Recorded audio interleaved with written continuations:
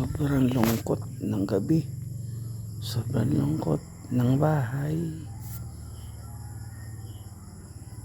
Mula nung umalis yung live-in partner ko mula sa US, parang wala. Parang ano ba, alam mo ba yun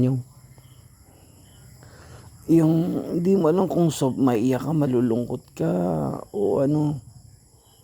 Basta sobrang hirap pala ng ganito.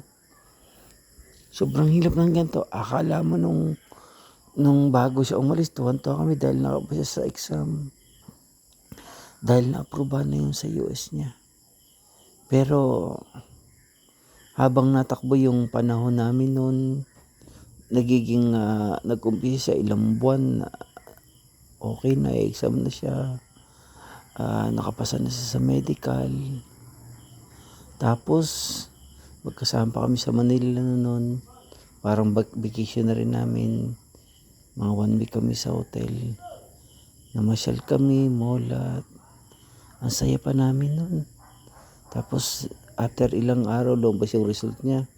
Okay na siya, na-approve na siya sa yung medical niya sa US. Pagkatapos noon, yung visa niya, masaya kami. Pero ba't ganun? Masaya ka na malungkot. Masaya ka man na malungkot na hindi mo maintindihan ang feeling mo. Ngayon, nung nakaalis na siya, halos ayaw na nga niyang umalis eh. Kung may magawa lang kami, sobrang hirap ng buhay dito. Sobrang hirap. Alam mo yun, pero pangarap niya yun, pero naiiyak talaga siya. Yung damdamin niya iba eh. Alam ko yung sa mga mata niya eh, na parang ayaw niyang umalis, pero gusto niya. Alam mo ba yun? Na gusto niyang may mapatunayan din sa sarili niya. Kasi ang labang ng buhay kasi lalo na dito sa Pinas eh, yung alam mo mga tao, gumagalang din minsan sa pera. Gumagalang kung anong estado ng buhay mo. Siyempre yung competition sa mga magkakapatid na ba't ganun ka lang, doon siya na pressure eh. Yung nilalait siya ng ibang tao, lalo nung nakalibing ko siya. Nung nasa Red Bee pa kami, nawang-awa ako sa kanya. Sobrang awang-awa ako sa kanya. Kasi alam mo, mabuting tao naman siya eh. Kaso tinira ko siya dun sa Red Bee. Lahat ng pasakit, naranasan niya dun. Naranasan niya sa pamilya ko. Na hindi lang sa pamilya ko siguro. Pati na sa mga kapitbahay namin dun, hindi ko alam. Kasi siya yung nakitira dun. Alam mo ba yun? Nakitira siya sa bahay namin. Habang natagal pa, iba-iba ang ano sa kanya, trato doon. Nag-umpisa sa pamangking ko, hanggang nakialam na yung mga kapitbahay ko na mga kaibigan ng pamangking ko. Tapos marami pa. Alam mo, wala siyang laban. Kasi nag-work ako noon. Yung libangan niya lang yung pag-uwi ako sa hapon, makita niya ako. Ganun. Pero halos hindi na siya makalabas kasi alam mo siya, may tao palang tripping kahit wala naman siyang ginagawang masama. Kung tutusin, mabuting tao naman siya eh. Pero marami talaga taong mapanghusga. Hanggang sa nabuntis ko siya, naagasan siya noon kasi nga yung mga kapatid ko halos pinagtulong-tulungan siya. Kung ano naman sinasabi sa kanya, mga pamangking ko, nakialam din yung mga kaibigan ng mga pamangking ko doon sa Red Bee na hindi naman siya taga doon. Sobrang hirap ng dinanas niya. Kaya naintindihan ko siya kung bakit gusto niya magsikap dahil marami nang insulto sa kanya. Ilang beses na palayas. Ilang beses na siya sinasabihan ng kung ano. Kaya nung may opportunity siya na magpunta ng ibang bansa, mag-US, pumayag na ako kahit napakasakit sa akin. Kasi ilang failure siya, sabi niya pangarap niya yun. Halos 8 years siyang naghintay nun. Mula nung nagkakilala kami, magna 9 years na kami. 1 year after na kami, nangarap na siya nun. Ilang failure siya. Pero dumating yung time na naging okay siya, sabi niya, sarili niya. Sabi niya sarili niya, payagan ko na siya dahil para makawala na siya doon sa, yung sa mga alam mo yun, panglalait, pang-insulto ng tao sa kanya. Maski pamilya niya, na walang mararating siya, na hanggang ganun na lang siya. Alam ba yun? Sobrang sakit ng dinanas siya. Kasi since bata pa siya, hindi siya nakaranas ng sobrang pagmamahal sa magulang niya. Kasi yung tatay niya talaga halos mambubugbog yun ng mga anak. Nakaranas siya ng halos wala nga silang pagkain.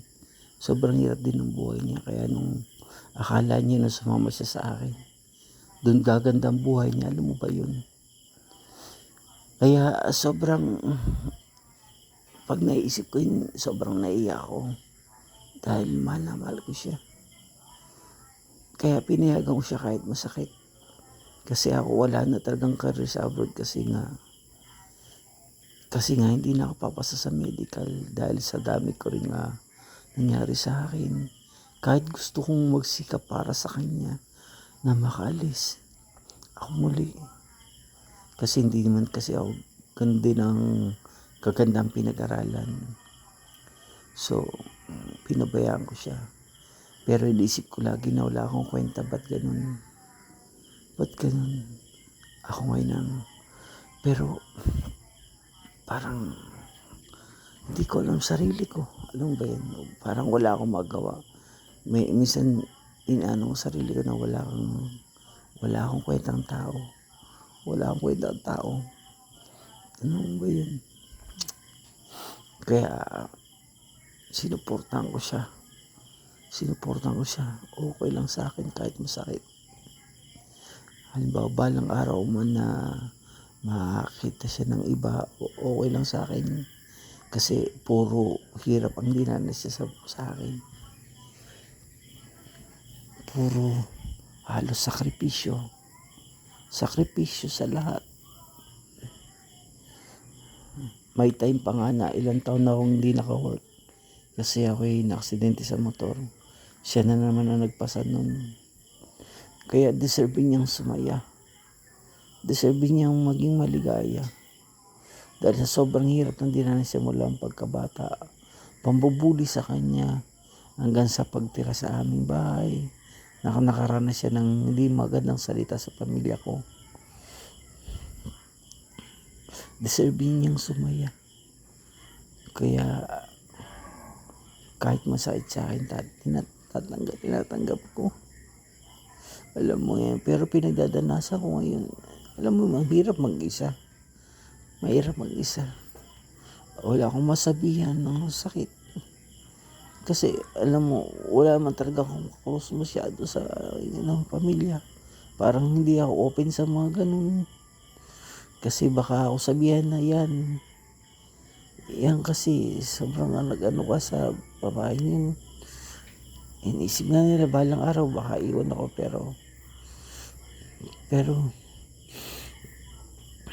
basta mahirap hirapan ako. Pinagdasal ko na nga lang sana may career pa ako. Oo, pero siyempre marami sa ating tinanggal na yung isa kong mata ng paningin. Doon nasira yung buhay, career. Wala nung nagkasakit ako sa Korea, na operahan, nagkatumor. Kaya nga dito sa Pinas, hindi ka naman mabubuhay sa minimum wage lang. Ang hirap din lumaban. Hindi mo kayang bumuhay ng isang pamilya talaga na na masustentuhan mo. Kaya nga nawala siguro yung anak ko kasi sa kanya na dahil mahirapan lang sa mundong ito. Dito sa bahay na to, nagre-rent lang kami. Kaya lahat parang sinisisi ko sa akin sarili ang nangyari sa kanya. Pero ngayon may time na siya para lumigay at guminawa. Siguro sakaling kami pa rin balang araw na maisip niya rin na may konting-konti akong pagmamahal na binigay sa kanya. Pagmamahal na pagmamahal na hindi peke yung pinakita ko sa kanya, na totoong sobrang nakikirakasayan man ko siya. Sana ma-realize nila yung kahit hindi magandang buhay ang naibigay ko sa kanya dito sa Pinas, sana balang araw kami pa rin, balikan niya pa rin ako. Alam ba yun, wala talaga akong makausap. Wala kasi akong makausap. Kaya dito ko na lang nilalabas yung sama ng loob ko lahat. Dito ko na lang nilalabas. Wala akong ma-open ng pamilya. Kung anong problema ko. Maski kaibigan. Alam mo ba, ang tingin ko sa mga tao kasi, pag nag-open ka, ilalaglag ka rin yan. Wala ka talaga masasabihan ng problema. Kaya dito na lang. Salamat sa inyo. Thank you.